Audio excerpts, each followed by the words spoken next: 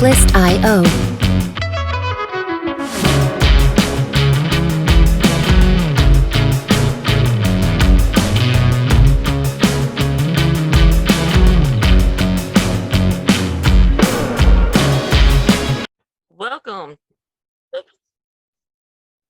Welcome to the Mid Podcast, where we talk about random shit, geek stuff, and wrestling. You can find us on Twitter, Spotify, and YouTube at the Mid Podcast. Be sure to hit the like and subscribe button on YouTube and give us a 5-star rating on Spotify. I am one of your hosts, Catherine, here with my co-host, Brendan. Hello, people.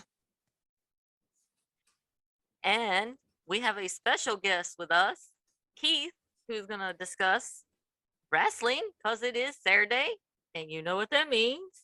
It is AEW Review Saturday. Yes, We also want to give a shout out.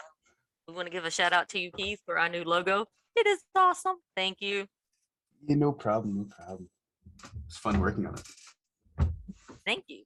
So, Keith, Brendan, are y'all ready to get mid with some AEW wrestling? Sure. Do it. So, I have a list of things that we can talk about before. This segment is our wrestling news. So, gentlemen, what do you think about intergender wrestling? Would you like to see more mixed tags? Yeah, they're cool. Like, if you have a good story behind it, like, I'd love to see some more of it because we don't really get much of it. An intergender tag team title would be cool. Like, I can see Adam Cole and Britt Baker going absolutely insane if they had like a title for it. So, I mean, it'd be pretty nice, maybe. Brendan, your thought? I also think it depends who they have wrestling in it. I think that plays a big factor into the whole mixed tag matches and everything as well. But I think a mixed tag team title would be very cool. Awesome. I agree with you. So, next topic. Mustafa Ali requested his release from WWE. However, WWE is refusing to release him. What's your thoughts, Brendan? Vince McMahon's a cock. That's my thoughts. Keith? Free my boy Ali. He deserves better. If they're not gonna use him, let him go. They always say There is actually a hashtag. It says Free Ali on Twitter. Like, they're really trying to get that. Let's go. Free my boy And Ali. somebody, whoever started it, WWE has banned them from like seeing their stuff now. Yeah. The WWE on Fox channel has banned them. Well, I guess I'm about to get banned. Oh well. Yeah, but free Ali. They say if you love something, let it go. They need to let Ali go so he can spread his wings and fly like the goat he is. I want to see him have awesome matches. I want to see him against Bryan Danielson. I want to see him against Kenny Omega, Cody, all the guys. Doesn't matter. He can have a banger anywhere he goes. So he needs to be set free. Ali is Yes, I've always liked Ali. fucking good. Ali is really damn good. Just Yes. WWE held him back. Like they held back Balor. All right, our next topic. Who do you think is worth more money in 2024? Britt Baker or MJF? MJF for sure. MJF is the future of wrestling. Also, he's going to have the bidding war of 2024. Like, there's no way this man is not coming out and getting paid. Like, Britt Baker is an awesome talent, but MJF is literally going to be the face of some company by 2025. It doesn't matter. Brendan? Probably Maxwell. Unless somehow Maxwell gets hurt between now and then, which hope not. Bite your tongue, boy. Injuries suck for anybody, but probably Maxwell. And hopefully he stays as the face of AEW. I'm going to say both. I think Britt is worth money for women, and I think MJF's going to raise the bar for men. So our next question. Everyone says WWE misuses talent. Who do you think is misused in the AEW world? Hmm. That is tough. That's a good question. Oh, I stumped you guys. Oh, Let's see who's misused. I want to see Will Hobbs get more time on AEW because Will Hobbs is a really good talent, but he only shows up like every 2 months. Like Will Hobbs, if you see him, he has the size and the ability to just go on a run right now. And I could see him being a dominant TNT champion. I And would love Miro, to see a Will Hobbs in a Wardlow match. where is Miro been? I think he got hurt. I think he got injured. That's why Miro's been out. Yeah, because I remember seeing him like stuck in the Twilight Zone for like 3 weeks, and now he's just disappeared. Like, where'd he go? Yeah, I think he got injured. Brendan? Well, I'm gonna say That's the so- women's division. We need more Women- women's matches on Dynamite and Rampage because they're That's good true. matches. So let's see. With you saying that, Brendan, what would you think about them maybe taking like one of their YouTube shows and just having it all women? ooh, that would be cool. You know, like take the Dark or Elevation and it just be all women's matches, and then the other one used for your younger talent. Yeah, if you look at the matches that they've had on AEW this week, plus the promos, if you take away the Cole and Baker match, I think they only had about 4 segments with women in it for this entire week. Mhm. So, yeah, you do need to use women more in AEW. Well, I think the reason they don't is I don't think their women's division is as strong talent wise, because like a lot of their women talent is still learning. Okay. Yeah, but they're not really going to get any better if they're not getting any time either. So the more That's time true. they get, the better it'll get eventually. So they need to work on that a bit. Yeah. Do you think Jade Cargill should be part of the Pinnacle? Yes, Why? because she fits the Pinnacle stereotype. Badass, money, and she's dominant. And I'd love to see her team up with Wardlow and kick some ass. Now that's an intergender team I want to happen. Jade Cargill is certainly probably going to go to the Pinnacle at one point because I can see the Pinnacle versus the Elite at some point. And if Britt Baker is going to be with Adam Cole, the Pinnacle is going to have to find some lovely woman to be against Britt Baker. And the only one that is even big enough right now would either be Thunder Rosa or Jade Cargill. And Jade Cargill is the biggest heel they have in the women's roster right now. So Jade Cargill Yes. would be the perfect fit for the Pinnacle. Next, do you think Finn Balor's run in the WWE has been successful overall? No.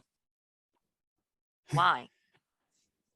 Well, being S Finn is my favorite WWE wrestler. Yes, he won the Universal title, then had to drop it. Yeah, he's won the IC title. But other than that, he's just a glorified jobber. Which sucks. Because if you have this man lose to Austin Theory clean, he needs to be gone. And they're not doing nothing with him. They haven't for like the past 3 months. Yeah, I can agree with you on that. His momentum was derailed after SummerSlam after he won the Universal title. If he hadn't gotten injured, I feel like he probably would have went in a completely different direction. I figured that after his NXT run, they would try to give him a bigger push when he got back to the main roster, but unfortunately, as we've seen, that hasn't happened yet. I wouldn't. I'd say it's too early to say that his run hasn't been good yet, but as of right now, it hasn't really been the best. I think I agree with both you gentlemen. So, the biggest news out of WWE this week was WWE changing Walter's name to Gunther. What are your thoughts?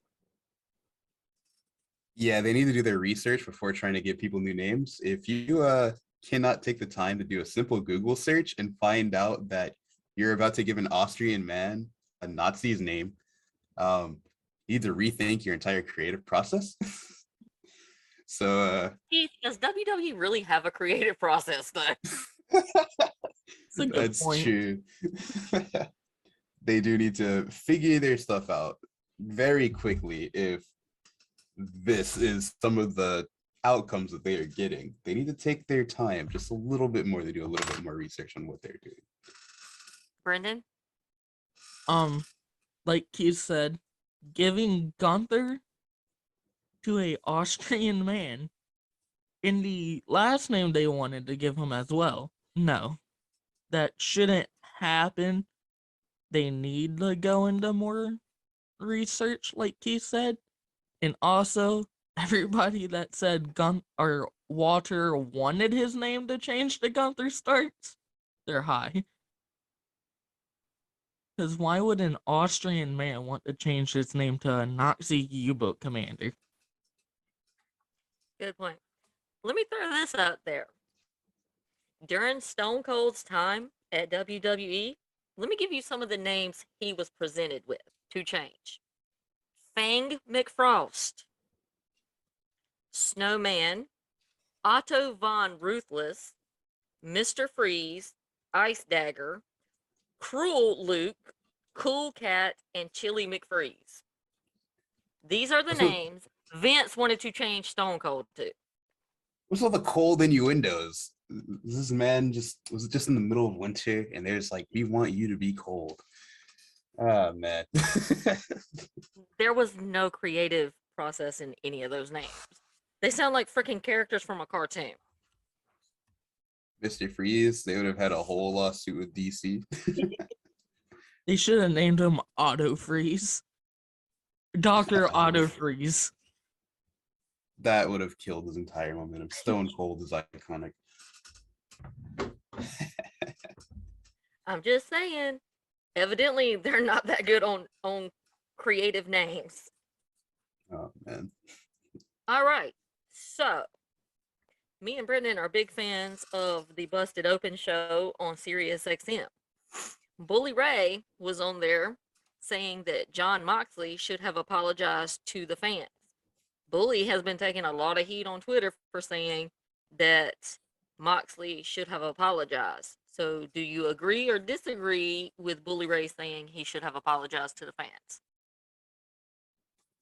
I personally I understand where he was coming from, like how he was trying to say, oh, there are people who paid tickets to see John Moxley. However, the timing of which he said it was this very bad timing. Like, he just got out of rehab. This is his first time back. He looked great, by the way. John Moxley is looking really good. But yes, we'll talk about that more. But the fact that he said it the day after he came back, and after fans shouted what he did at John Moxley, like, I think that it just came off as very insensitive from Bully Ray. But at the same time, it is Bully Ray. He could have been in character. So, yeah. I'm like you, Keith. I kind of get where he was coming from. But also, there's just some people who don't apologize, period. You know, whether they should or shouldn't, they're not, period. I don't have a problem with him not apologizing. I wouldn't have had a problem with him apologizing. The only people I really think he owed an apology to was his boss man, Tony Khan, his family, and that's probably it. And maybe a few close friends. Yeah. But like you, I agree. If I paid a ticket and I was a Moxley fan and all of a sudden he doesn't show up, then yeah, I'm pissed. I spent X amount of dollars to go see someone that's not showing up. Your thoughts, Brendan? I agree with what both of you said. I think Bully could have worded it a little bit better than what he did.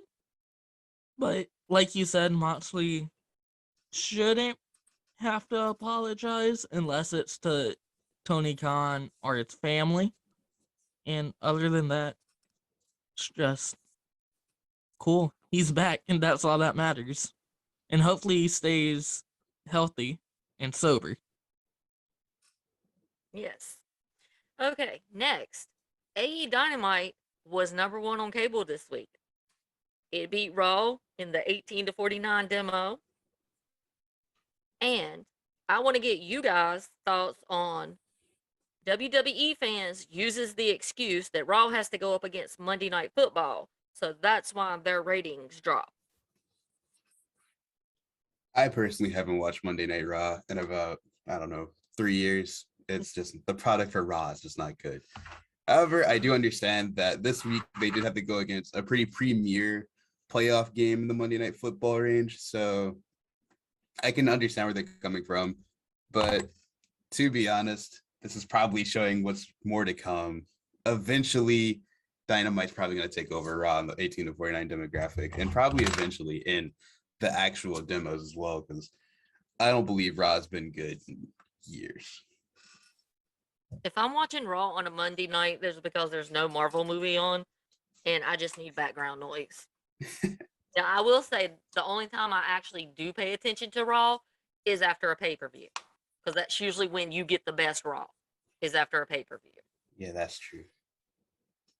But in their defense, Raw has been on the air for 29 years on Monday night and has been going up against Monday Night Football for 29 years. So all of a sudden, this is an excuse because a new product has come and they're beating you in your demographic area. So that's why I find their excuse a little lame. Brendan? I think most people watched the Monday Night Football game just for the Moon Knight trailer. I know I did. I did too. But like you said, Raw's been going up against Monday Night Football for 20-something years.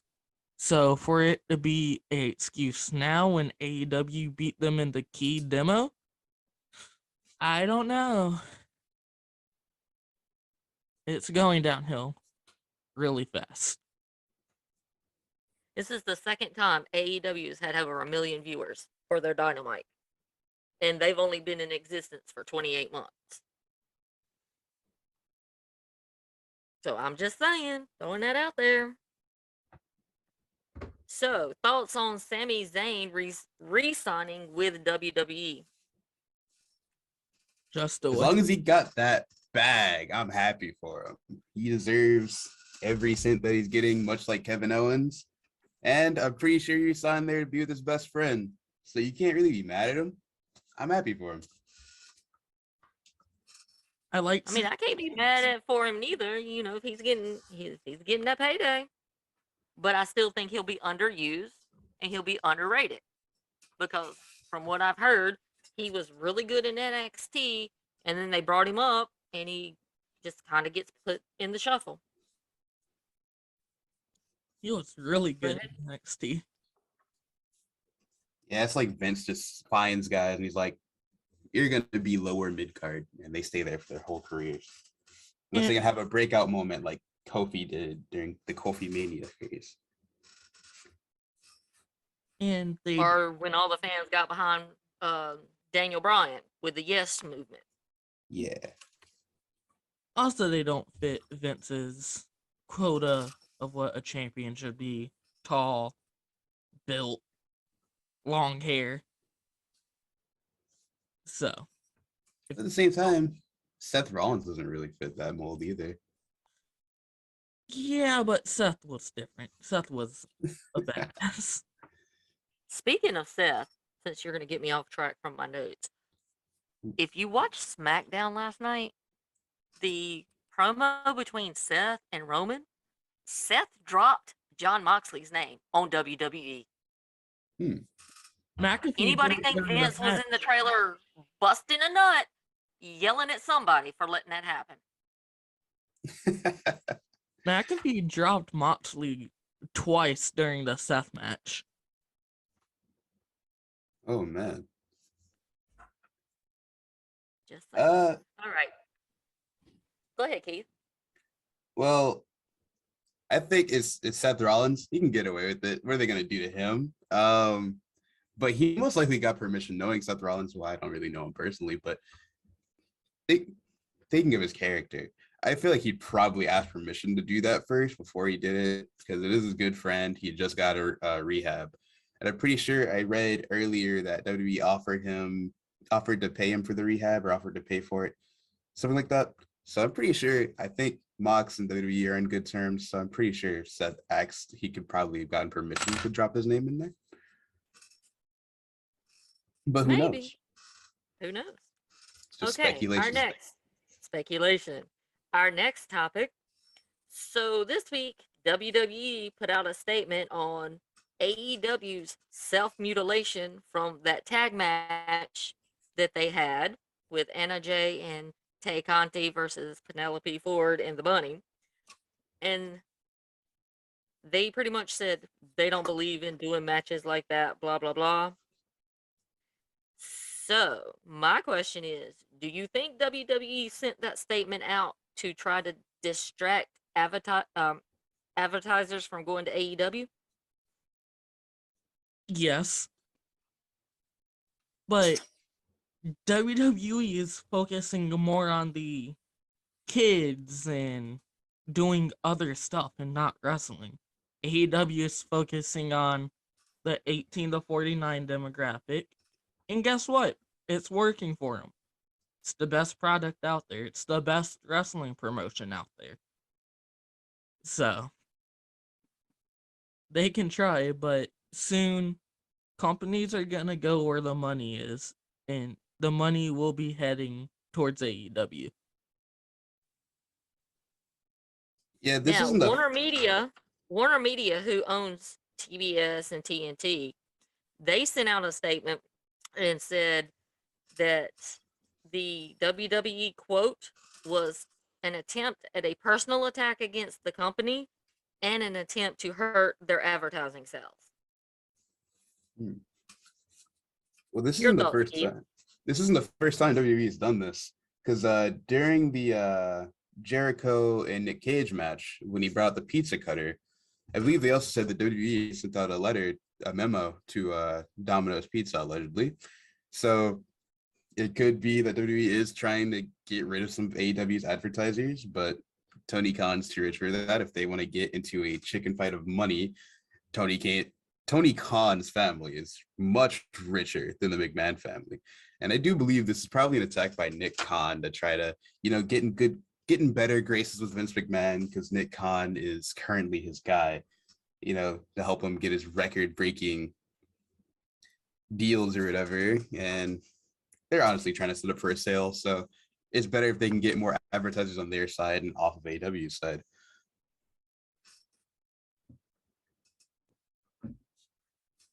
So, Keith, which one is the better Khan, Nick Khan or Tony Khan? Tony Khan by a mile. Tony Khan is so much better, because at least he won't just fire a bunch of random people and then blame it on budget cuts. And then when someone asks for their release, be like, no. No. Okay, our last topic for random news. Eternally, WWE is said to be disappointed with NXT 2.0 in its first 4 months. They thought the fans would jump on board with the newer stars. What are your thoughts? That's a joke, right? No, You can't that is tell not me. a joke. They can't tell me that they're gonna destroy what everybody loved and change it and give it a 180-degree turnaround and try to say, what do you mean you don't like it? It's basically the same. It's like saying, I can't believe it's not NXT. Come on, guys. Of course it's not gonna work. It's if they wanted to work, they shouldn't have called it NXT. They should have given it a new name, because calling it NXT is going to remind people of the old NXT, and if you're going to it's going to cause comparisons. So if you're going to have people comparing the old product with the new product better be way better than the old product. And when I saw some of the new NXT 2.0 stuff, I was just like, this is so bad. Because the old NXT was very good. Like everyone I knew watched it. They're like, this is the only WWE that I can really watch. And now it's just Raw. Like even their new logo with all them colors gives me a headache. Like it's just so loud. I just like the black and gold. It was simple. You knew what it was. You didn't have all this stuff popping at you.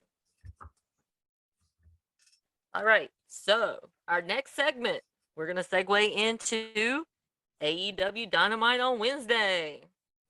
Well, AEW Dynamite starts off with the return of the crazy lunatic Jon Moxley.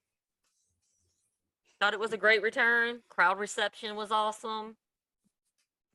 Some heckler in the crowd gets thrown out.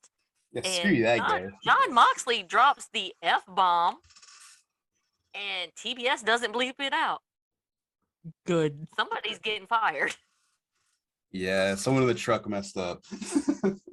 Or unless Tony Khan wanted it to be left in there and got permission. That fan deserved to be kicked out, though. And deserved to have a big F you in your face. Yeah, Jon Moxley return had me like, I'm not crying, you're crying. But that man, his promo is so good, man. Like it basically was be yourself, beat the crap out of your demons. Like glad to have Jon Moxley back. He's looking great. He looks like he's lost like 20 pounds. I'm glad that he got over his demons. Yes, Good to he have does. him back. That's what I told Brendan. I was like, he looks really good. Like before, he looked old, sluggish. Now he looks really good. He looks 10 years younger. Yes.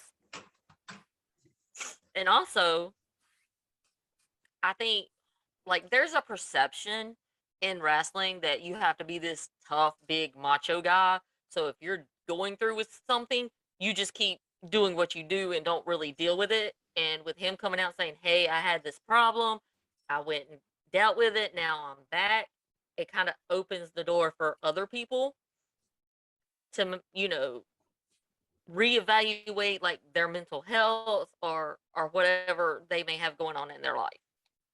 I'm glad he also did it too, because he just had his daughter.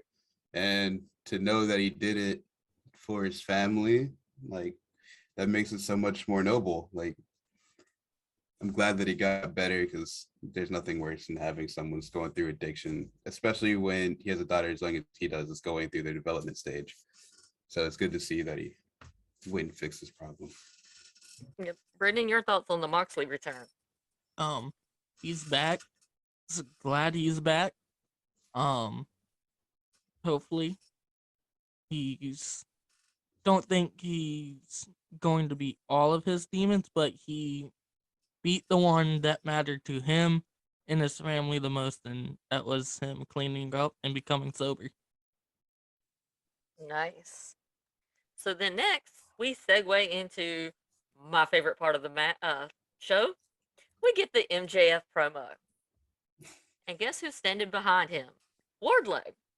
The birthday boy. MJF sorta, yes, birthday boy, sorta apologizes, if you want to call it an apology. And Wardlow just looks like he wants to slap the shit out of MJF. You guys' thoughts on the promo? Oh, Wardlow is gonna kill MJF. Like MJF is going to die. But can we talk about MJF's baby blue suit though? Like that thing was absolutely dapper. That was. I think Brendan needs a suit like that. You and Brendan need matching suits, Keith, like that. Hey, I got a gray one with me. I'd be rocking the gray and red. But that baby blue suit, oh man, I'm gonna go find one. I will say, Max has the best suit. Like that pink suit that he had in Raleigh, you can ask Brendan. I was freaking out over it. That she was. So your thoughts on the promo, Brendan? MJF's a bitch for what he did to Wardlow. Man docked his pay on his birthday. That's some petty ass shit right there. Who's pettier, Maxwell or Vince McMahon? Vince. I mean, Vince is the same guy that wanted the NXT coaches to shave their beards and get haircuts to look younger. Yeah, that's true. All right, so we have the Adam Cole, Britt Baker versus Orange Cassidy and Statlander match. Thought it was a really good match. Great match. Baker goes through a table. I did not think they would put Baker through a table. What's your guys' thoughts on this match? AEW has been going crazy on the table spots. But during their entrances, when Britt Baker came out, Adam Cole was looking like a proud dad. You can see it in his face. He was looking so happy and proud. No, he wasn't a proud dad. He's like, I'm taking that shit home and I'm hitting the fuck out of it in the bedroom. Oh man. Orange Cassidy is a woman beater. Can you believe the freaking beatdown that he put on Britt Baker? Oh my goodness. Those kicks. That is some domestic abuse right there. Yeah. And Chris Statlander may be underrated. That standing moonsault off the apron was absolutely great. Like, I have never seen that before. I'm not sure how many people could do that. That's a one-of-a-kind move that I've never seen before. Yeah. I do agree. I think Statlander is a little underrated. I think I would like to see her go after Jade Cargill in that TBS title. Oh, she's gonna die if she does that. Jade Cargill. I'm just saying, I think it would be a good match. Brendan? I thought the match was really good for it being a mixed tag match. Entertaining, as always. Plus, it has Adam Cole, and he makes every match good. Same with Britt and Orange Cassidy and Statlander. They're all good. Like he said, OC needs to be in prison now for being a domestic abuser. And we got a table spot. We love tables. Yeah, one thing that I did notice is, like, what are AEW's rules in intergender tag team matches? Because is it just like the men can't hit the women? And it's so confusing because I thought you'd get disqualified if you were to hit the opposite gender. But then Chris Statlander took that dive on Adam Cole and they let that go. So yeah, we need a little bit more clarity on some of the rules in AEW as well.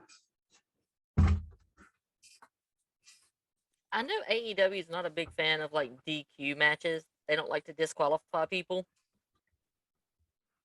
So I guess their basic rule was women have to fight women, men have to fight men, you know, like when you get down to it. But like the Orange Cassidy thing with Britt Baker, he didn't really do anything to her, you know? Yeah. Except put her through a table. Adam Cole shouldn't have moved. Oh, and did you see Adam Cole's face when Britt went through that table? He looked like a man possessed, and he was getting ready to kill somebody. Then OC got pushed in the babies. Because OC ain't gonna have no babies. Of course. That's why at Beach Break, Adam Cole is gonna absolutely kill Orange Cassidy. I'm ready to see it. They think that not Britt Baker. They think that the women's match on Rampage a few weeks ago was self-mutilation. I cannot wait to see what Adam Cole does to Orange Cassidy in this no disqualification match they have. We're gonna get your predictions for that, Keith, at the end of the show. I can't wait. Oh boy. So next we have the Jericho, Ortiz, and Santana promo. There's some tension in the inner circle. I'm thinking Santana and Ortiz are going to leave. Probably. Go form the New York Mafia with Eddie Kingston. Proud and Powerful are definitely clashing with Chris Jericho right now. But if anyone can help the inner circle right now, it's going to be Sami Guevara. As soon as Sami Guevara gets back, he's probably going to play peacemaker between them. They're probably going to get them back together like he did before with MJF.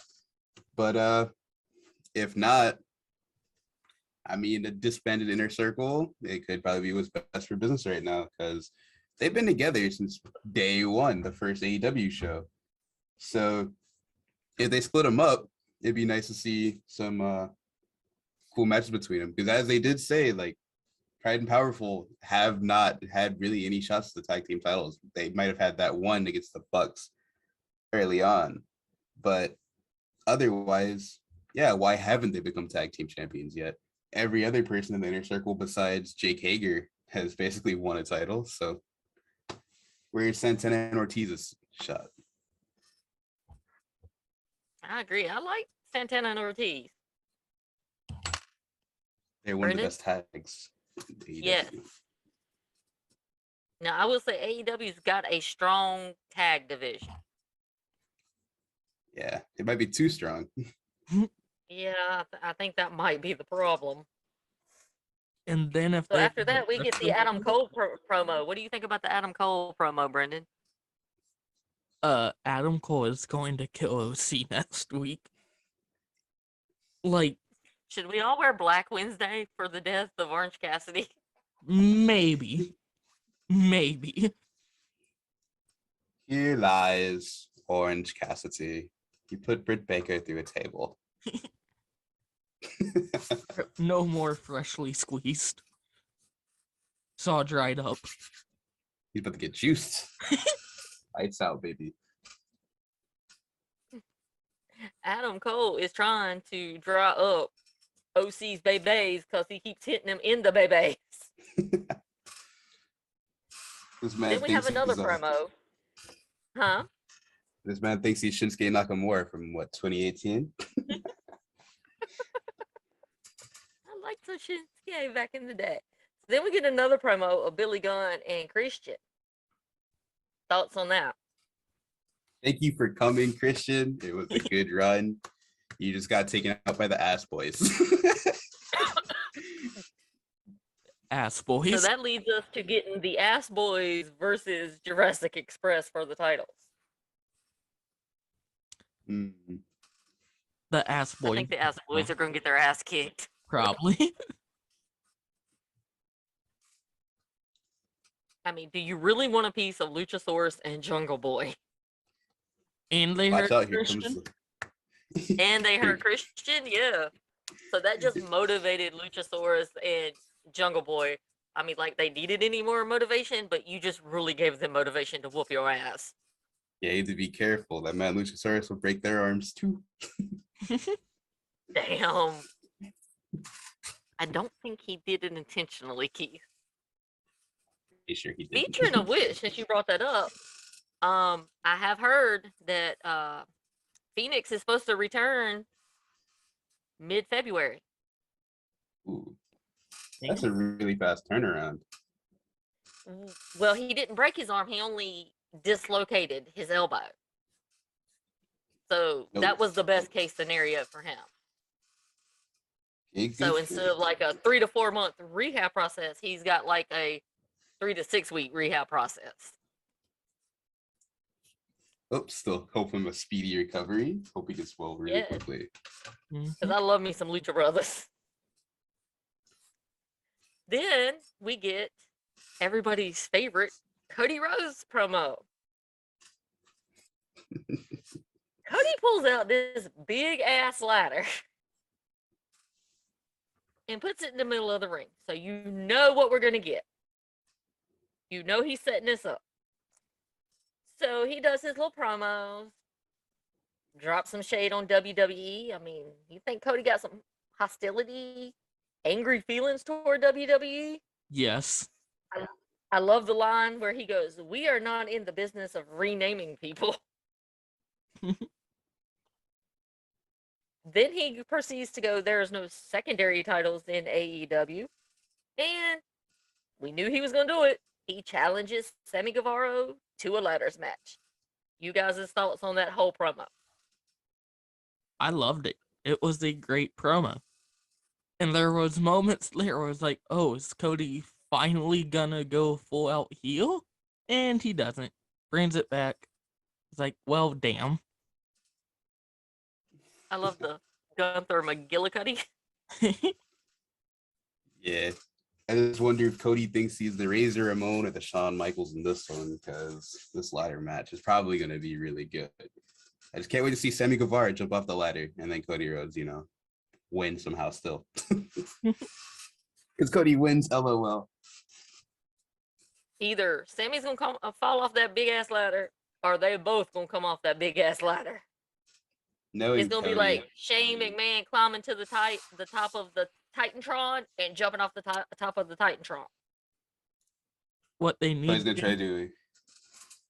set up one table, set up another table on top of it, and they both go through them. Oh no.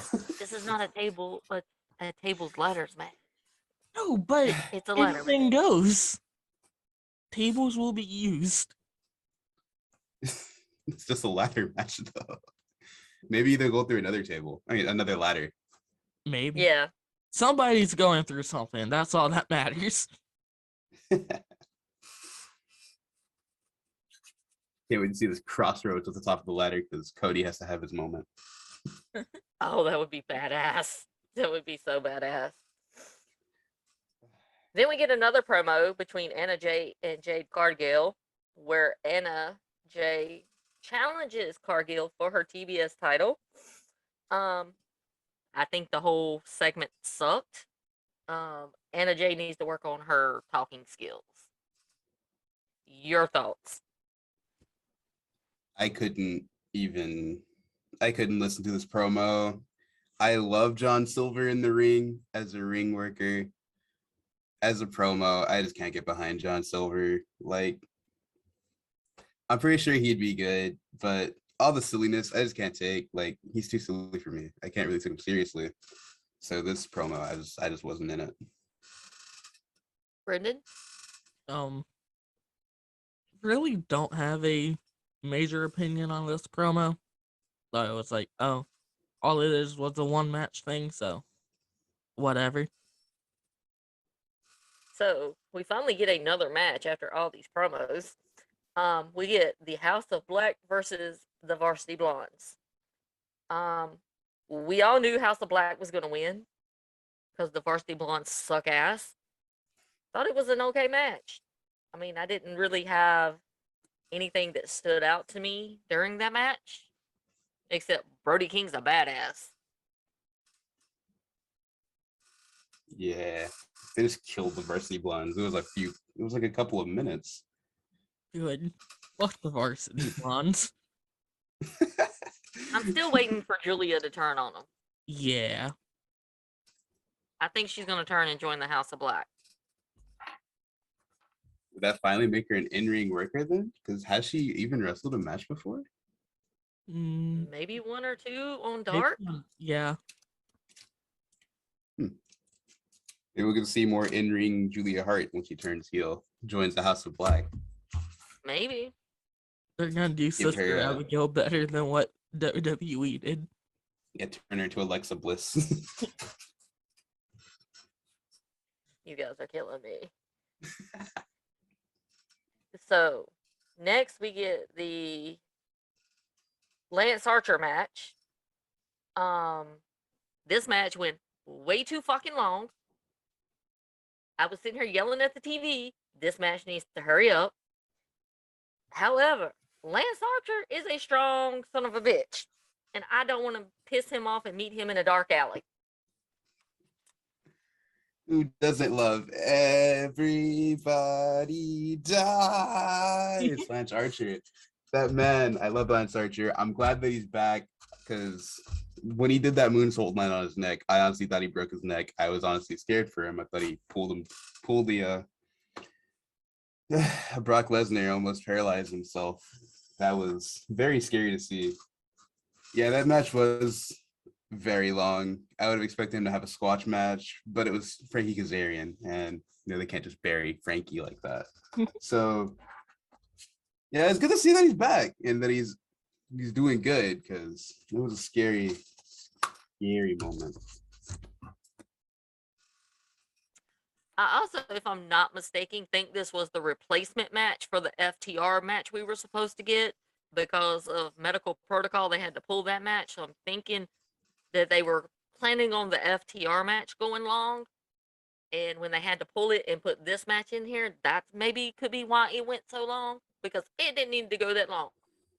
Archer should have buried this motherfucker and been done with it. It should have been like the CM Punk Spears match. Boom, boom, done. CMJF. But no, yeah. I thought the Lance Archer match did go a little bit long. It was entertaining though. But it just went way too long for my liking. Cause you got a dude who's what, 6'7"? Don't know how tall the other guy was. But like it should have been over within 2 to 3 minutes. Yeah, with the nickname, the Lance Murder Archer Hawk. Lance Archer is like Luchasaurus size. I'd like to see them two go at it. Yeah, with the nickname the Murder Hawk Monster, you'd expect him to just whoop everybody very fast. Like, this is just not it. It was too long. They need to give him just a streak of like burials of main roster guys, not just guys you don't know of. Like, just feed people to the Murder Hawk Monster. I want to see him just clap people in like 2 minutes. Like have him clap Sammy Guevara. Just straight up boom. Brendan, you love Sammy. You would be crying if Archer took out Sammy. No, I wouldn't. I would be happy as fuck. I don't like Sammy. He's a bitch. I think my notes got a little mixed up because we did not talk about the CM Punk match, so we're going to finish talking about the Archer match. As Archer is leaving the ring, the dumbass comes out, Hangman Page, comes out to confront him. Hangman, you got a death wish because Archer's going to bury you in your cowboy shit. They're not gonna have Lance Archer take the title off of Adam Page. No, but they're just going to let him continuously beat the shit out of him. Yeah. Yeah. Hangman Page is gonna get hurt. And he might really physically get hurt and have to relinquish his title. Didn't Hangman kind of fuck up Lance Archer this time around? Not really. Did you just toss him out the ring? Maybe. He wanted to go for the buckshot, but didn't. So next, we're going to talk about the Spears Punk match. Very quick match. It fucking sucked because Shawn Spears should have been able to showcase his talent and kick CM Punk's ass. Granted, you know CM Punk was going to win this match anyway because they're not going to let Punk lose until he loses to Maxwell. However, shortest match of the night. Your thoughts on the match? Why does Shawn Spears, like, you could tell that he has like sexual tension with all the chairs that he brings out. Like, it's so weird. like why are you looking at this chair like this, man? Like, relax, bro. We're not trying to see you do anything on national television with this chair. But maybe he's honestly, into object sexual activity. I don't know. No, it's freaking me out. Like, this dude is. You could give me the chair and put Maxwell in it, and I could have some sexual tension, but not just with the chair. I need like Maxwell or Wardlow to be in that chair. Like, Brendan would need Tay Conte in that chair to have some sexual tension with the chair. Keith would need Thunder Rosa.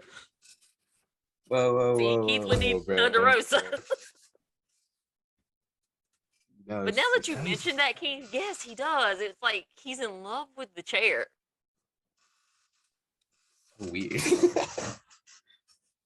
So is that like the same as like these people that are in love with like blow up dolls? Quite possibly. It's so weird. So anyway, back to the match. So Punk hits him with the GTS. It's over. I didn't get to hear my man on commentary. This is another reason I think this match sucked, because I wanted to hear some MJF commentary, because it would have been awesome. But the match lasted what? Like 10 45 seconds? If that. If that? But CM Punk stays undefeated. Sean Spears is mid. But we have to Hey. talk about what happened after the match. So CM Punk, is doing his little thing to the crowd. My slimy, sneaky MJF slides into the ring. That would have been some great butt shots if I would have been there on my phone. And you think he's gonna like attack CM Punk from behind. CM Punk turns around. Okay, PG Punk, I need you to keep your damn hands off my man's scarf. You are not clean enough to touch something that expensive. Hey, you Grabs him can't by the argue. scarf, but MJF slides out of the scarf and slides out of the ring. Pussy. Hey, man. I'm not mad at it because Punk looks great in Burberry. He looks so good in Burberry. He makes it work. He looks better No, in that Keith. scarf No, than he what don't. MJF Make it does. Love No, Maxwell. Bridget. No, he don't. Love Maxwell to death. But if he wants that scarf back, he has to get in the ring and get it. Oh, it's gonna The be like one Burberry. of those. You hang the scarf above the ring, and whoever climbs the ladder gets the scarf. Scarf on a Burberry pole scarf match. on a pole match. Scarf on a pole match. And can we talk about them shoes MJF was wearing? What shoes were he wearing? They were blueberry shoes to match the scarf. Oh, that would have been fire. I missed that. Drip. Go Drip back and King. look at it. Drip King. Rip King, baby. I got a full picture. Brandon, I will send you this picture so you can send it to Keith. Okay. Hold on, I'm gonna do that right now because I need Keith's input on this. Oh God. Drip King. Maxwell has got. I don't know if you can see it. Yes. Maxwell has got some fashion sense. I just sent it to you, babe. Keith, who has better fashion sense, Seth Rollins or Maxwell? Maxwell, of course, man. Why would you even ask that See, question? Seth Rollins come out last night and looked like he belonged in New Japan Wrestling with that gear. Hey, nothing's wrong with NJPW. You have to click on the picture to bring the whole thing up, Keith. Okay. What are those? Huh. It's sending. Those are some pretty nice shoes. Hey, don't make me get inspiration. Yes, Keith, you will have inspiration from Maxwell when you see the whole outfit from Dynamite. Don't make me spend the money I'm supposed to spend on books on these shoes. No, Keith, we need you to spend money on books first, and then you can go buy shoes. Oh my. Oh yeah. Oh. Okay. Who needs books anyways? All right. This is it right here. Yes, sir. Maxwell, thank you, sir, for yeah, I needed that in my life. I'm kind of thinking Maxwell is channeling some Ric Flair because he is styling and profiling. Of course, now all he has to be is jet flying and limousine riding. There you go. Can't wait to see the whole transformation of Maxwell. I'd say he's a nice mix of Ric Flair and Roddy Piper. He has the best of both worlds right there. Yes, but I need that suit on my bedroom floor. That's all I need to say about that. So let's transition into our only women's match of the night, which is Serena Deeb versus Sky Blue. Deeb wins, of course. Thoughts? That was the most vicious tequila sunrise I've ever seen in my life. Like, I was absolutely worried for Sky Blue's health when I saw that tequila sunrise because that looked vicious. It did. Don't put I'm me in thinking that. Deeb and Cargill are going to be like the two heels for the women's division because Deeb is a badass heel after, because I think they turned her, was it last week when she fought, Where she like absolutely Sheeta. destroyed Sheeta's knee. Yes. Yeah, that was Like, I thought annoying. that was her turn to be a heel. Yeah. I What? think she was already a heel against Sheeta because I think her and Sheeta have been feuding for a while now. It's been a few weeks, but I think she cemented it after she beat the crap out of Sheeta. She Yeah. sent Yeah, and then Sheeta she all come the way out there and back to beat the shit out of Japan. Sky Blue. In which I have never seen Sky Blue wrestle until Monday Night on Dark. I think I've seen her wrestle one match on Dark either last week or the week before. And then you're going to put her in Dynamite against Deeb. So it was basically, hey, we're going to throw you out there and let you get your ass kicked by this woman who's been in wrestling for like 20 some years. That'd be Well, like me going against Daniel Bryan right now. I die. And man slap me around like a piece of wet meat. Your speaking, thoughts on that match, Bree? it was whatever. What's a squash match? Sky Blue was looking fine though. But other than that, it was a squash match. Was she looking better than Tay Conti? That's tough. Why do you have Come on, to put me on Brendan. the spot like that? We need an answer, on. Brendan. These are the hard-hitting questions they want answered, Brendan. I don't know. It's tough. They're like, it's a tie, okay? Take the safe route. Yeah, It's a tie. He's sweating, guys.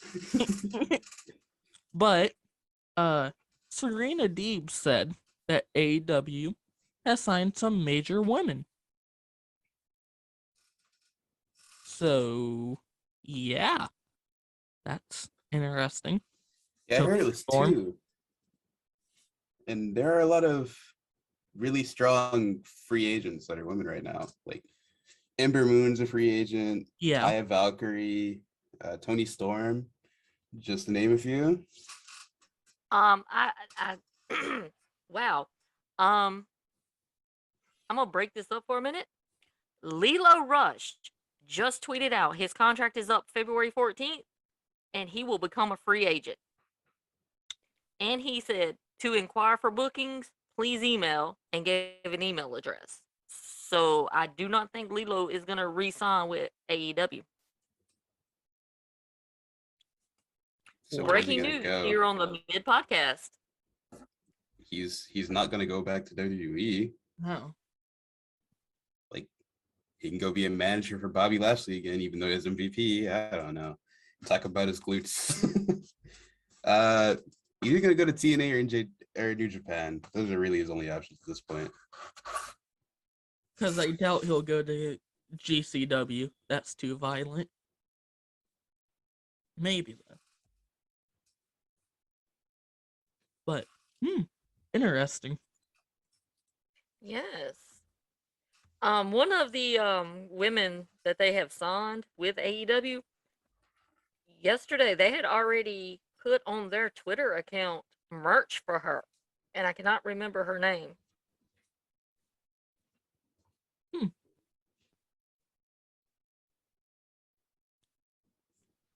So yeah, just a little bit of breaking news right there. So anyway, back to our regularly scheduled broadcast. So next, we get a promo from our boy Dan Lambert and Scorpio Sky, and as I like to call him, Canadian Top Tits, where Ethan Page challenges Moxley to a match on Rampage. Your thoughts? Yeah, when I saw this, I was like, Ethan Page has no chance against Moxley. Isn't his record like 500? Something like that. Well, at least he had the gonads to stand up and challenge him. Yeah, that's true. Yeah. I mean, where was anybody else? Guess we'll get to that match later. And what else? Just saying. I mean, nobody else in that locker room wanted to stand up and take it. So, come on, Canadian Top Tits. So next we see my boy Elito. He joins the Hardy family office. Thoughts on that? I have no clue where they're going with this. Andrade and Matt Hardy working together for the Andrade Hardy family office. I have no clue where they're going to take this, but half the time I can't understand what Andrade is saying in his promos. I'm just standing there. I mean, I'm just sitting here looking at him because I think he's hot. That's it. I'm not paying attention to what he says, to be honest. Still think he could do better than Charlotte Flair. Hey man, his preference is his preference. And Yeah. who's to say he's not doing it for Ric Flair?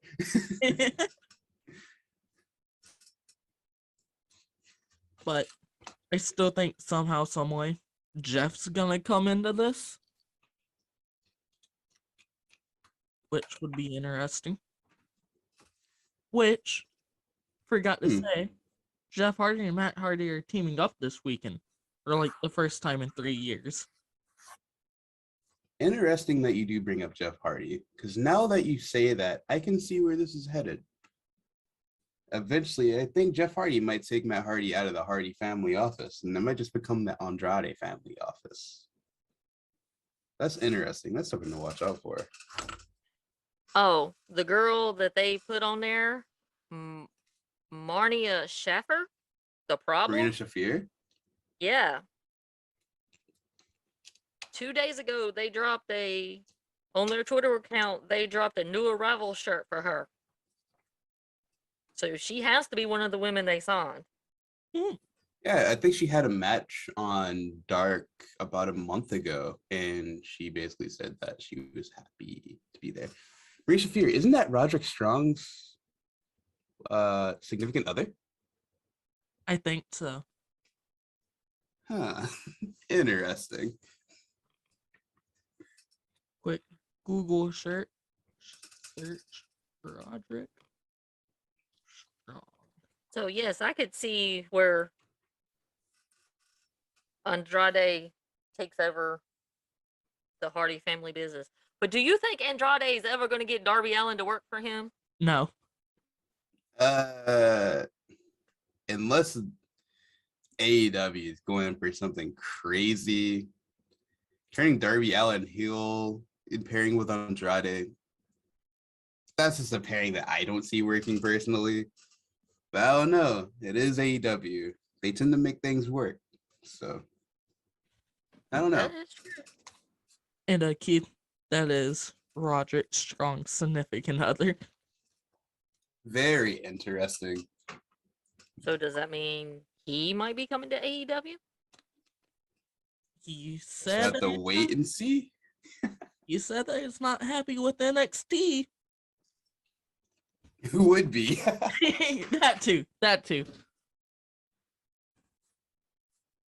Just saying.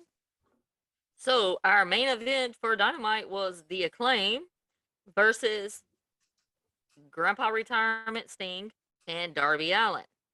Thought it was a great match. Thought Sting put the Acclaim over very well.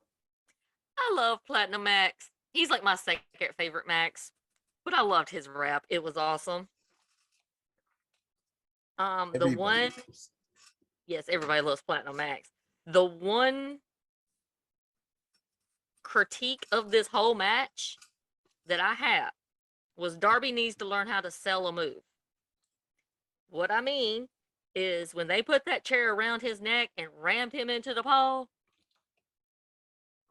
everybody went, oh shit, because we thought Allin was hurt. But then at the end of the match, he comes running down to the ring like nothing fucking happened and starts kicking ass. He needed to sell that more. Like he should have come back with a neck brace on, should have had like the medical staff trying to stop him and him, like beating the shit out of the medical staff. But no, you just come out down to the ring like, hey, I didn't have a chair wrapped around my neck and just got pushed into a pole and probably could have broke my fucking neck, but I'm Darby Allin. Steroids. Just saying. He needed to sell that move a little bit more. But overall, I thought it was a great main event match. it showed the talent of the Acclaim because I do think they're underrated. And you have to give it up for Grandpa Retirement Home, 61 years old, in the ring, still kicking ass. Flying Your off thoughts? of stages. Sting needs to be nerfed. He was 2v1ing the Acclaimed. He was going off. Yeah. But I was surprised to see him jump off the stage, not to a table. That was honestly surprising because at his age, I'm pretty sure he knows he should not be doing that. Yeah. Now, they say he's in really, really good shape for his age. He looks in good shape for his age too. Yeah. But I figure, isn't he older than The Undertaker? I figure that he probably wouldn't be. Sting is 61. I'm not quite sure how old The Undertaker is. All I know is they've been both doing this for a minute.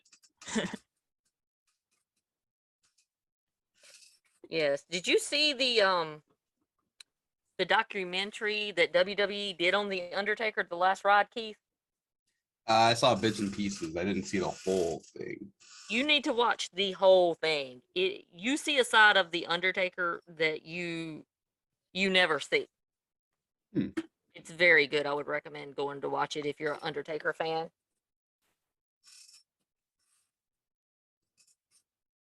So your thoughts on this match, guys?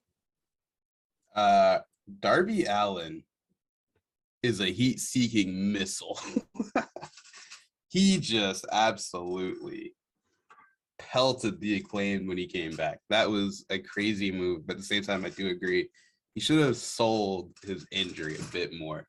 Because I can't believe someone could get their neck wrapped around a turnbuckle with a chair wrapped around it and then just do a suicide missile dive off the stage onto two people and not come out with any injury. Man came back like he was Superman or something.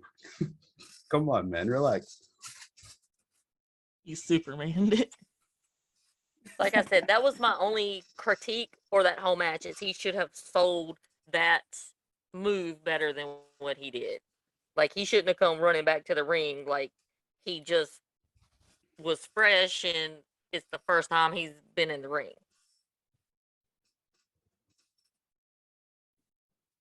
But So your overall thoughts on Dynamite from Wednesday night? It was a pretty good show. If I had to rank it out of 10, I'd probably give it about 6.7. It wasn't the best Dynamite I've ever seen. It wasn't the worst. It was like above average. Some would say mid. I don't know. Well, I mean, you are on the Mid podcast, Keith, so we use that word a lot, and we have to use it before it gets trademarked. yes. Which we might have to file for a trademark. Anybody know a good trademark lawyer? AEW is gonna probably trademark that real quick, like. I kind of agree. I thought it was a good Dynamite, not one of their best. I felt like there was too many promos this Wednesday. Yeah, I was feeling like NXT. Yeah, I mean, it could have been because, people are being pulled because of medical protocol, and I'm not blaming them. You got to do what you do to keep your people safe. But I'm kind of like Keith. I would probably give it like a 6.5 or a 7. Yeah, What you got, Brendan?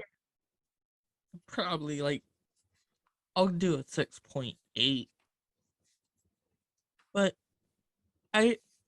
Dynamite wasn't bad.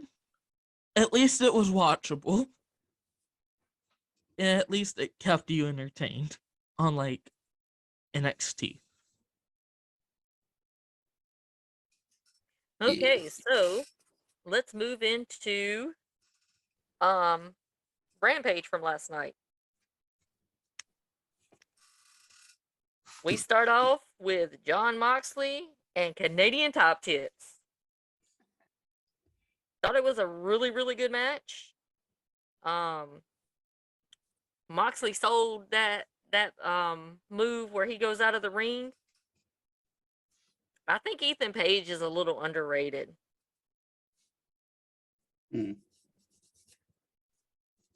Do love all ego.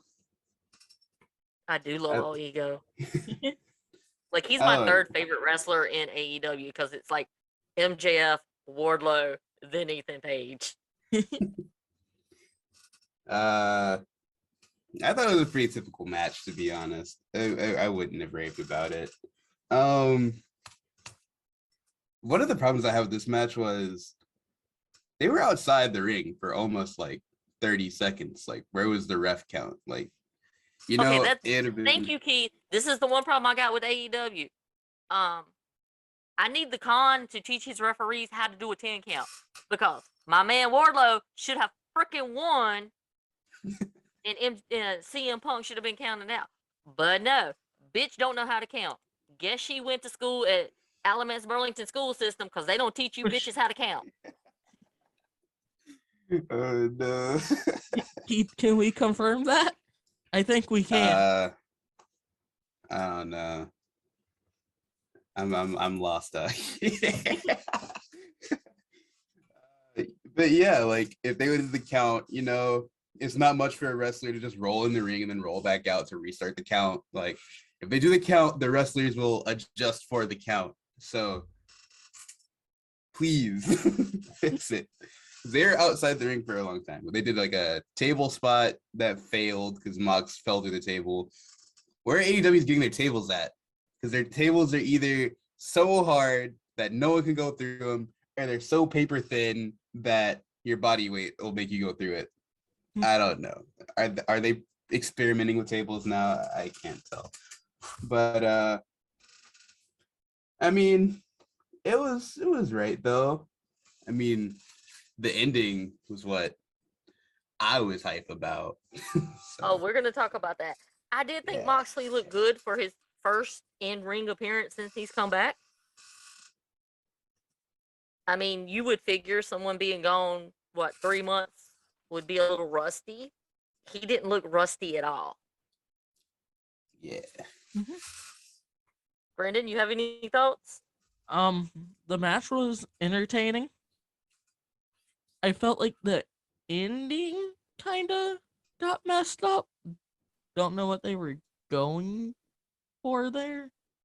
Now, what ending are you talking about? The ending with Of the match. Moxley Oh, and Page? I understand what you're talking about. Because Page just stood up.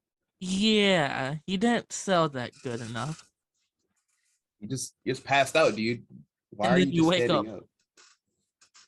I thought I was pulling an Austin Aries. I was like, oh God, no, please don't do this. And then Yeah, I do. I agree with y'all. I remember that now. That Paige could have sold that a little more, and that may be something that the veterans in AEW need to tell the younger wrestlers. You need to sell these moves a little bit better.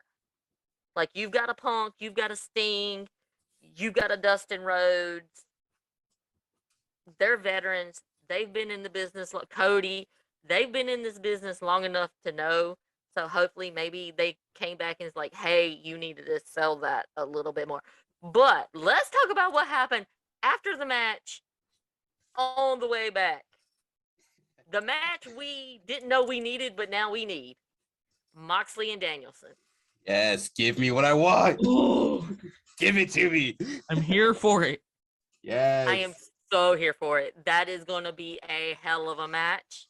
It's going to be. Do you think we could see that at Revolution in March? They build that up until Revolution. We might get it before Revolution, to be honest. We might get a Fighter Fest, one of those type of specials before it. And I'm all here for it. I'm ready to see it. Me too. Whenever we get it, it's going to be awesome. Yes. Okay. What was the next match we had, Brandon? Trent My heartbreak versus Nick Jackson. This match had to be changed because of COVID. Trent's partner got tested positive for COVID. So we get Yeah. Trent and Nick. Thought it was a really good match. It was a I'm good. not a fan of Trent. Trent's an asshole. I mean, he left my boy Wheeler Yuta hanging. Trent, get back in your damn mama's minivan and go back home. Nah, maybe this could lead to something better. Maybe we can get the split of the best friends and we can get Roppongi Vice full time. I was here for Roppongi Vice. I wanted Roppongi Vice. They didn't give me Roppongi Vice. I was watching Rampage for 2 reasons. Give me Hook, give me Roppongi Vice, and I'm happy. And Rocky Romero got COVID, so I am sad. But I still think it was a pretty good match. I mean, Roppongi Vice versus the Bucks would have been a barn burner, but I mean, I'm cool with how this match went. But I better I get was shocked Roppongi with Vice. the outcome. I'll put it that way. I was not expecting Trent to win. It's about time the best friends get a win. Well, yeah, that's true too.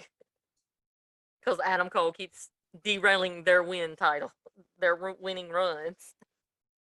Yeah. But yeah, I thought it was an overall good match.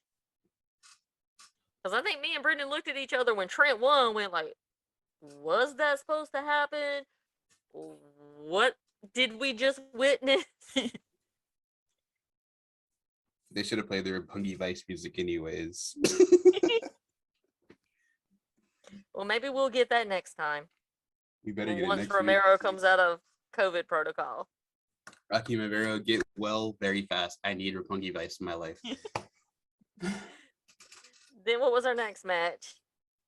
We got them They to sent send him. Hook. They sent Hook. Where are my hookers in the audience? I'm a hooker. Keith, are you a hooker? Of course, you're a hooker. I love Hook. We are proud hookers. There's your hookers. The only thing I have for this to say is Hook's awesome. That's all. That's it. That's the whole topic. Hook is a cheap shotter. Hook is a cheap shotter, and that's why he wins his matches. It Because doesn't matter. he attacks his opponents before the bell rings. Hook is still that guy. Hook has more wins than MJF this year. You do have to go to sleep sometime tonight, son. Good point. Good point. Good point. I absolutely love Hook. I aspire to be like Hook when I grow up, even though I think I might be older than Hook. I think you're a few years older than Hook, Keith. A few? There's Yeah, no 'cause way I I'm a think- few. I think Hook is like 18 and what, you're like 20? There's no way. I think you're a There's few no years way. older than Hook. Just a couple. Man. Oh, that's tough. But that was a really good match. Hook was putting on a judo clinic against Serpentico. Hook is 22. Cool. All right. I can aspire to be Is like he? Hook. He looks like he's about 18. Hey, once he gets some facial hair, he'll be like Dante Martin. Because Dante Martin was looking like a child before he got that little beard patch. But I Hook will is say- the best. I will say, Hook looking good in the ring. I mean, he's kicking ass. So, what did you think about the little incident after the Hook match with QT? QT's a bitch. Somebody I mean, give Hook me just body slams the motherfucker and steps over him like he is trash. the album cover of that. I need the album cover of that, you know, the little parental advisory thing in the bottom right corner. They know what I'm talking about. Yes. Yes, sir. Send He it to put in Hook, Allen Iverson. of course. QT Marshall can't recover from that one. I'm Nope. sorry. He got stepped over by a rookie. Get good, I'm scrub. ready to see this QT Marshall versus Hook rivalry where Hook beats the crap out of QT Marshall for about 3 matches. I cannot wait to see it. And then, you know, we get to see FTW versus what they call themselves. Man, QT's Marshall faction is just so forgettable. The Factory? I think. Yeah, I think so. Yeah. FTW versus the Factory. We can finally give FTW some something. Because in their promo on Dynamite, I do believe they said they build assassins. And the only assassin I see is Hook. T-Taz says that. The only assassin they have is Hook. Because who else has gotten wins? Ricky Because Starks. Will Hobbs Ricky has got Starks? beat by a dude 1/3 of his size. And Ricky Starks is defending a title they don't even recognize. Ricky Starks. All right. Better assassin. What do we have next? The main event. Anna Jay versus Jade Cargill for the TBS title. I thought it was a very good match for a women's match. And the Anna Jay Jade match went twice as long as both women's matches combined on SmackDown. Oh shit. Yo. And that match was only 10 to 12 minutes.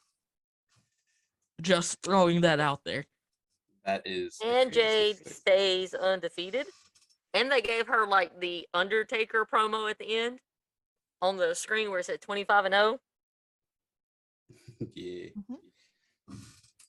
Jade Cargill is that chick. I love how brutal she is in the ring. She is a menace. She is out to end her opponents with no type of problem. So if they could pair her up with a big guy like a Wardlow, that would be a really Powerhouse good Hobbs. Powerhouse Hobbs would be a good one. Matter of fact, they should probably do Powerhouse Hobbs because they probably got that black connection. They got that mind signal, you know. No one's gonna stop them. They can call their tag team BLM. Why not? You heard it here first. That's what they're going to be called. With BLM though. I do think that's man. trademark, Keith, so I don't think they can't use that. Oh no. Don't sue me.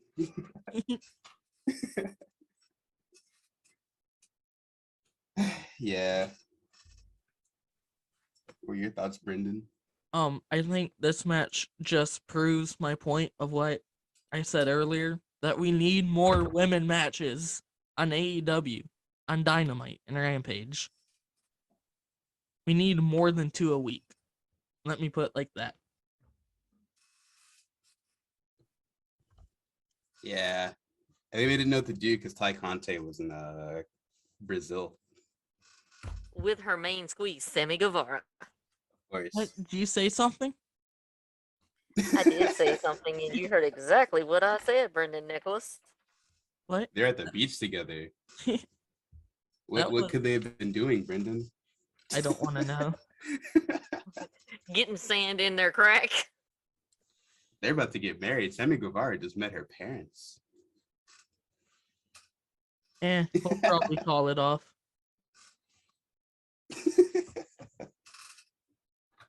You can only dream. You can only dream.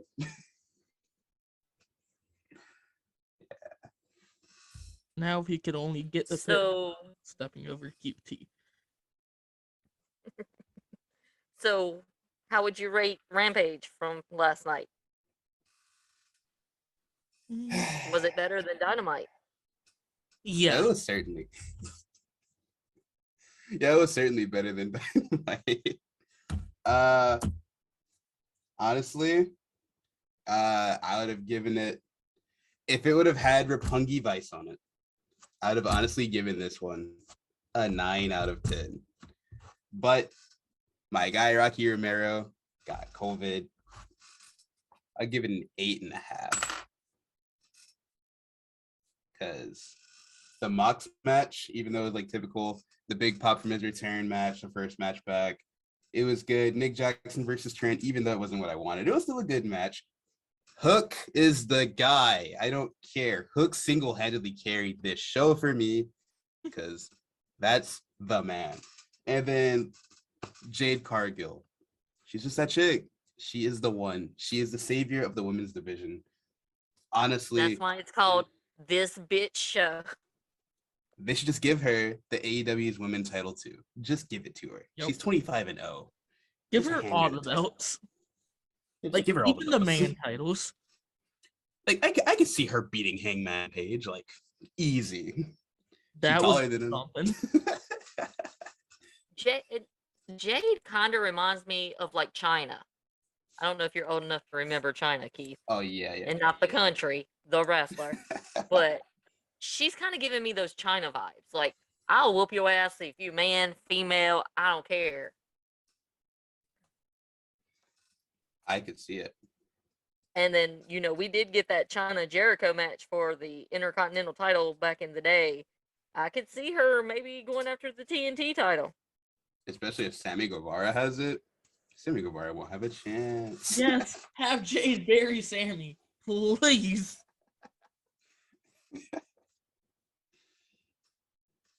But do you think we could get a Jade Britt Baker match at Revolution for the women's title? I don't think they would. Yeah. I Not don't think they put themselves yet, in that position. at least. Or maybe build it up for another pay-per-view?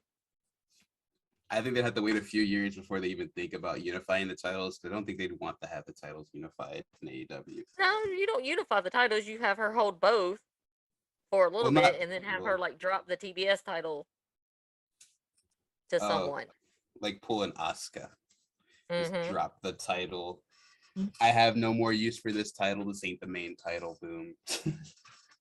So kind of Y'all can do fight what over it. they did with Seth when he won the US and WWE Championship.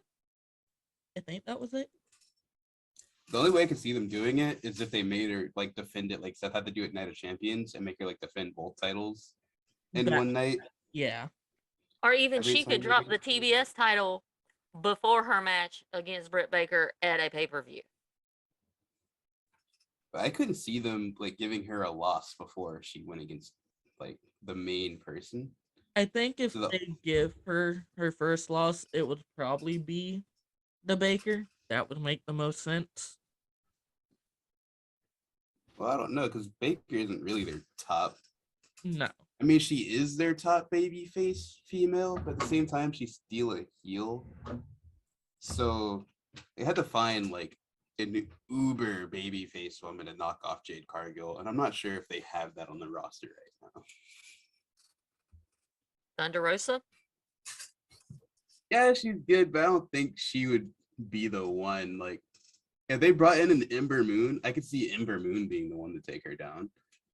Yeah. I mean, if we're just talking straight babyface, Anna Jay, Tay Conti, that's what I think of a babyface. Like a goody-goody two-shoes I still Type. couldn't see. person. But I don't I think couldn't either one of see either them of would be those. capable of winning a title. I can't see him knocking off Jade Cargill either. Like Ty Conti, like love her to death, but it's Jade Cargill. Like she's just too big to get knocked off by Ty Conti right now. 25-0. Like Ty Conti is probably one of the bigger baby faces, but they have to find a star person that would be able to take out Jade Cargill because at this point, I don't think there's any other woman on her level right now besides maybe a Britt Baker. Mm-hmm. And I'm They're not not gonna do- opposed to a Cargill Baker match. I don't think they're It gonna don't even have to be for titles. I just want to see them two go at it. I don't think they're gonna have a heel versus heel title match either, though. I don't know. This one is a tough one. Because I don't see them turning Cargill into a babyface. No. Like, she's a really good heel, and, people like her as a heel. So I don't see them turning her into a babyface. Oh, wait a minute. They have Red Velvet, but she's still not. She's still not gonna be the one. They Leyla Hirsch. No. That it would be like Rey Mysterio versus the Big Show. Rey Mysterio is underrated and does not get enough love. Oh no, I love Rey Mysterio, but if we're talking about size, Leyla Hirsch is Well, just Keith, way. haven't you heard of the story of David and Goliath? David slayed the giant. Layla Hirsch Uh, could slay Jay Cargill. Maybe in Jade her dream, but Cargill. I'm just saying. Didn't Jade Rey Cargill could probably pick up a one Mysterio arm. beat the Big Show and Mark Henry in like a 2-on-1 match before? At one, No, that's a Photoshop picture. is it? Oh, Yeah. that would have been interesting as hell. Yeah, I know. I see that meme. I stopped watching WWE when Rey Mysterio won this match. Nah, I've seen that picture before. It's Photoshop. But I have one thing to add. Vince McMahon said that he never had faith in thought of Finn Balor as a roster filler. what is that even Well, supposed to damn, mean? Vince. I don't know. I'm If he guessing it has something to do with them blocking or not wanting Finn to go to AEW. if that were the case, then why did he win the Universal title in the first match? It's Vince McMahon. He's probably losing his mind because he's like 70-something years old. Probably. You hate to see the dissension of old people. It's tough. Oh well. Sucks right now. It doesn't look like Triple H is going to be getting the reins to the WWE right now. If Vince dies, Triple H is making his own company. I can't see him staying there if he doesn't get control of it. I don't see Triple H staying there if they sell. Unless Triple H is part of the ownership that buys WWE, I don't see Triple H staying there neither. No. He has no reason to. The only reason he's still there is probably because of his wife. That's basically it. Because the way Because they I'm are still doing trying to Triple figure out H- what he did to Vince to piss Vince off for Vince to take NXT away from him. Because, like you said, NXT was their best product. I guess it's because Vince thought, oh, you lost the Wednesday Night War. You're not good enough to do it. Even though Triple H wasn't really given the best of opportunities to really win. Exactly. It was basically like AEW's Dart. It was just a training spot for the new guys. That's all NXT was. But it was so much better than SmackDown and Raw Yeah. because Triple H knows what he's doing. It hurt. Wouldn't it be some shit though? You know, WWE gets sold, Triple H leaves and comes to AEW. I don't think he'd go that far. I honestly think he'd start his own company. Because he has enough money to do it. He's been with WWE for like, what, 20 years? Over 20 years? He's definitely got the money to start his own company. And if he did that, Well, I mean, I could see him starting his own company, maybe with some investors. Him, Shawn Michaels, you know. like if William Regal doesn't just completely go to AEW like right now, and he gets William Regal back, he gets all his guys back, starts his own company. A lot of people would be behind it because especially it's not under the WWE brand anymore. I feel like all the AEW guys would go to Triple H and stuff too, and they'd watch them both equally. So, And I feel I like don't know. Triple H would be one of those guys that lets his wrestlers go out to other companies. Maybe. If Triple H started And his give own them company, creative control. That's the biggest problem with WWE. They do not give their wrestlers creative control. They hand them a piece of paper. This is what you're going to do. Screw it. And I think that's the difference between WWE and AEW, where Tony Khan pretty much lets the wrestlers have creative control. Because half the shit MJF says would not have flown in WWE. I mean, like him or hate him, that shit would not have flown in WWE. You calling out someone's dead dad? No. Yeah, especially the way he did it. Yeah. Who am I kidding? You're not up there. Like, that promo was, how do I put, fucked up? But it was a good promo. But honestly, I think if Triple H did his own company, it'd be a bigger threat than WWE is to AEW right now. Because a lot of guys in AEW, I'm pretty sure they all like really like Triple H and what he did with NXT. So I could see them, hey, I'm familiar with Triple H. I love his work. I know all these people personally. Hop ship, go back there. Because like a Johnny Gargano, a Tommaso Ciampa, the Undisputed Era, all those guys you would have thought were to be NXT for lifers. And then, they took away all of Triple H's stuff, did this. I feel like they go back to Triple H and give him the opportunity if he started his own company. I just want to hear it's all about the game. Should start playing at an AEW event one day. That wouldn't happen. It's not licensed Even by though the WWE. it isn't. No, because Motorhead Motorhead created that song for Triple H, so Motorhead has the copyrights to that. Oh, that's tough. What about the King of Kings one? That was fire. I think Motorhead did that one too. So all the songs, I think the last two songs Triple H has had have been done by Motorhead because he's friends with the head singer. Thank you, Lenny. R.I.P. Yeah, I couldn't remember the dude's name. The guy. I wanted to say that, and I was like, guy. I don't want to be wrong. Yes. But I think that's everything that I know of. I do have a shout out. Today is Tully Blanchard's birthday. Happy birthday. Yes, sir. Let's go FTR. Yes, I love me some FTR. We all love FTR. North Carolina boys. It's FTR country, baby.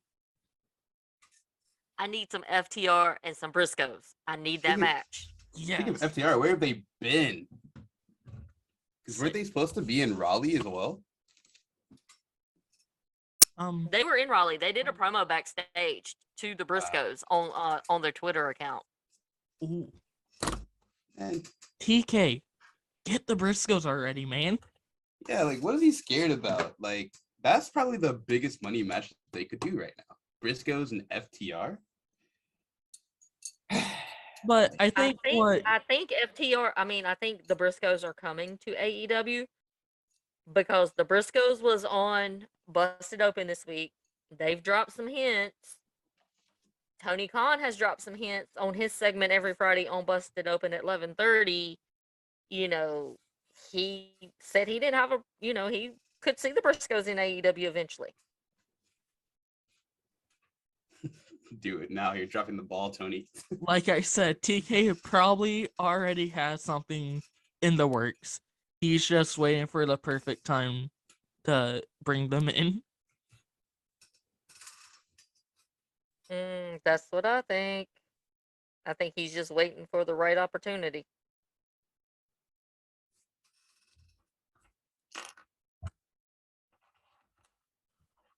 But I don't have anything else to add. Do you guys have anything else to add? No, I thought AEW was pretty good this week. Love my man's fashion sense. You keep rocking those suits, MJF. Oh, we do need to talk about upcoming Dynamite. It's Beach Break in Sucky, Cleveland, home of Wardlow. So let's get Keith's prediction on who's gonna win. All right. So Keith, we have the Inner Circle, which is comprised of Jericho, Santana, and Ortiz, going against Daniel Garcia and 2.0. Who do you have? All right, I feel like Eddie Kingston's gonna come out, do something. Jericho's gonna attack him. Proud and Powerful are gonna turn on Jericho. So I can see Daniel Garcia winning this because dissension within the inner circle. Brendan. I think Kingston is going to end up costing Jericho the match. So 2.0 and Daniel Garcia for like the 1000th time. I kind of agree with y'all. However, I'm going to say the inner circle pulls it out. So I'm going with the inner circle. Then we have our lights out match with Adam Cole and Orange Cassidy. No bias, Brendan. Adam Who do you Cole. got? Keith, who do you have? Is there any other answer than Adam Cole? Like, Orange Cassidy does not have a chance, even though he probably does. Oh my God, is Orange Cassidy going to win this match? It better What be do you Adam think Cole. the fallout would be if Orange Cassidy wins this match? Best friends What do you think versus the fans would Elite. think? Honestly, they'd probably be happy, but Best Friends versus the Elite has already been going on for too long. This has been going on for like, it started in like 2021. This basically started since Adam Cole got into AEW. Basically. Well, no, he did have that. He did have that short feud of the Dark Order, but they've been doing this for way too long. Like, they gotta end it already. Like, I'm ready to see the Elites versus literally anyone else, or the Undisputed Era versus the Elite. I'm trying to see something new because Adam Cole versus Orange Cassidy, this is too much. Hopefully, I'm going to go with Adam Cole. The last. Yes, see. Hopefully, this is like bringing this feud to an end. I think it'll end at Revolution with the Elite versus Best Friends. And then maybe Red Dragon turning on Nick and Matt and Adam Cole joining them. And the Best Friends win. Could see that. Our next match, ladder match, Cody Rhodes versus Sammy Guevara. Cody Rhodes is gonna win this match. This is gonna be another repeat of Cody wins. LOL. They're gonna expect him to try to turn heel. He's not gonna turn heel. This man's never gonna turn heel. He already is a heel. So Cody Rhodes is gonna end this match. I expect him to do something stupid or crazy or both. Either Cody's gonna do a moonsault off the top of a ladder, or Sammy Guevara is gonna do a 450 splash, or Cody Rhodes is gonna try to kill them both and do a crossroads off the top of a ladder. So we'll have to see and find out. I will say, though, the Cody Rhodes Sammy Guevara matches that I've seen so far, they've been really good. And I don't care who wins either one. I mean, I kind of like both Sammy and Cody. I don't know who to pick. I'm going to go Sammy Guevara then. Just to be different from you and Brendan. Because I know who Brendan's taking. Who you taking, Brendan? Sammy. Yeah, right. No, like, I actually think they will let Cody Rhodes put over Sammy this time. But then, Okay. As much as I hate to say it, I think Sammy's going to win. then what would have been the point of Cody taking the title off of Sammy a few weeks ago? Well, Yeah, what would have been the point of Cody winning that Holiday Badge? And then, they're giving Sammy the interim title while well, Cody was away.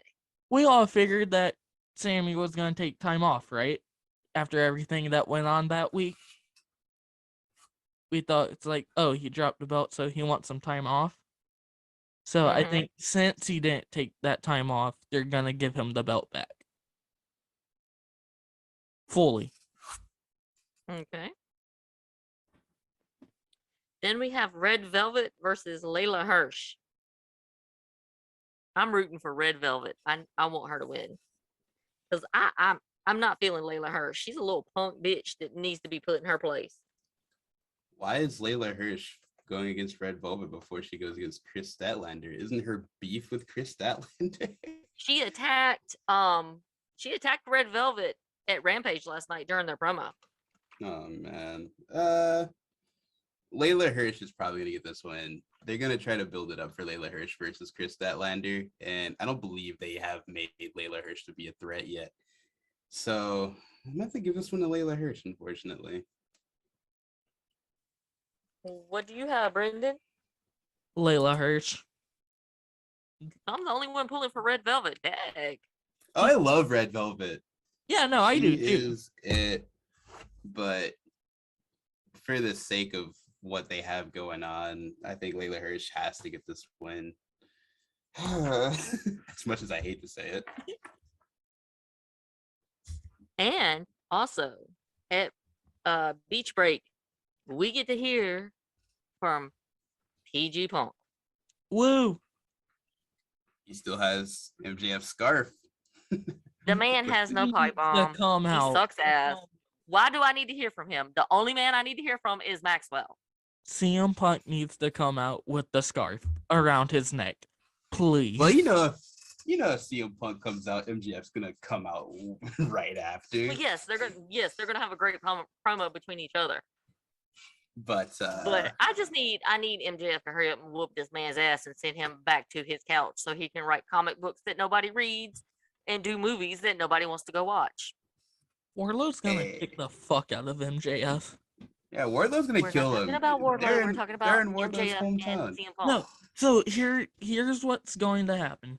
They have the match at Revolution, Maxwell and Punk, right? Well, MJF costed Wardlow the match at Raleigh, right? Yeah. I don't see Wardlow turning on Maxwell quite yet. Yeah, they gotta save that. Well, no, this is Beach Break.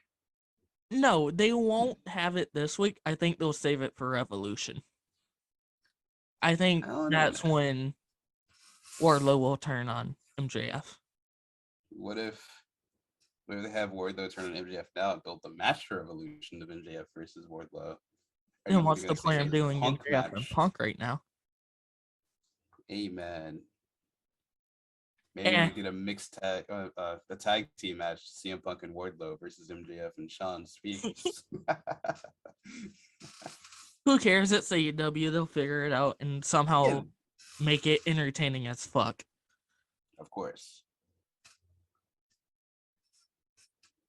What else do we have? I think that's all they've announced so far.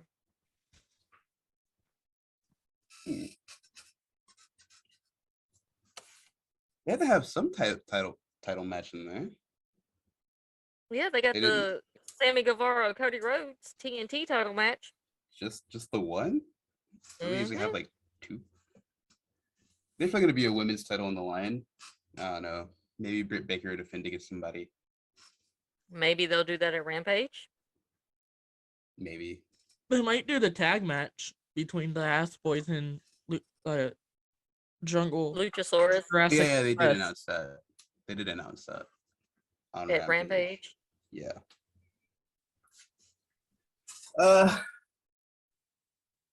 Yeah, Gun Club has no chance. Ass Boys are gonna get their ass kicked. Yeah, Jurassic Express is gonna win this one because who's gonna put the titles in Gun Club, to be honest? Only way they win is if something very bad goes wrong. So it'd be a shocker if they won. It would.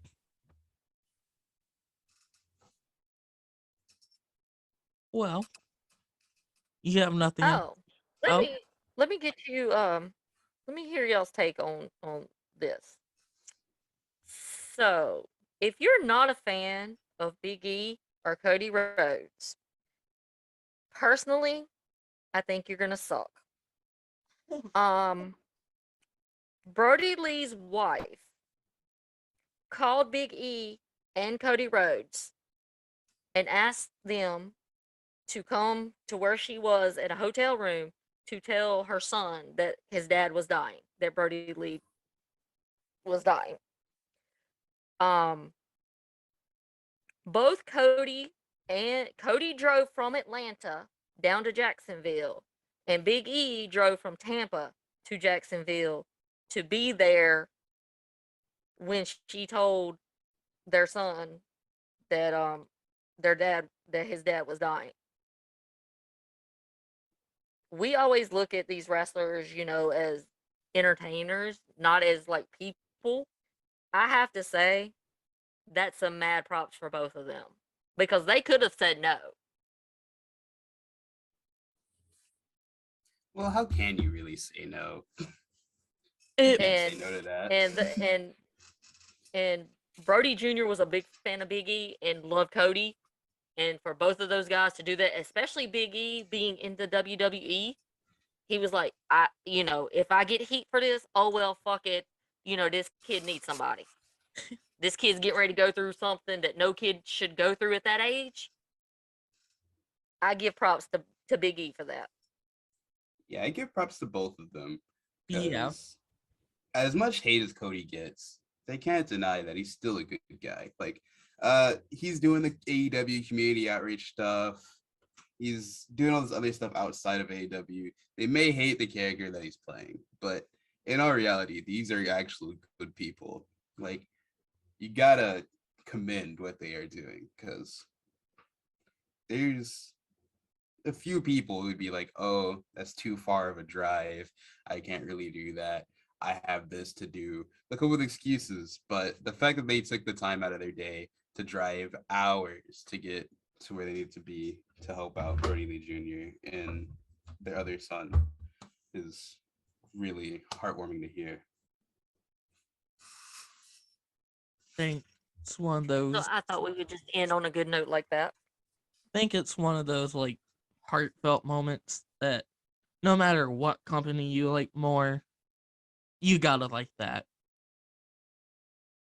Yeah. So, but So, think that's all for today. We thank you for giving us some time here on the podcast today, Keith. We loved your input on wrestling, being a, high school wrestler that you were. I had a better freshman year than Keith. And it's because I was there to help you. No one was there to help me. Yeah, see, there you go. So, we want to thank you for joining us today, Keith. No problem. Yay! I like having guests on our podcast. Guests are fun. Guests are fun. So, what do we got coming up this week, my mid producer? We got the Royal Rumble on Sunday or Saturday. That's next Saturday. We're going to be dropping a special podcast with our thoughts on that. Boba Fett, Peacemaker. I think that's all. Wednesday. We got Random Shit Monday. Yeah. I got some good stuff for Random Shit Monday. Oh God. Mm-hmm. Oh, did y'all see that video of MJF almost breaking character? With that little kid? Yeah. Yeah. That's funny as hell. Flips off the little kid and he's like, the kid puts up 2. He's like, it's not 2. Yeah. That was I think deep down, Maxwell's a good person. Y'all keep ragging him, but he is a good person. Oh, nothing beats the interview with Alicia Trout, and he was like, I'm here with Tits McGee from Whore Island. Hey, he's still the salt of the earth. That he is. Yes. So, we have Random Shit Monday, Geek Wednesday, AEW Saturday, and we'll be dropping a special podcast after the Royal Rumble. So we got a lot going on this week. Yes. So stay tuned.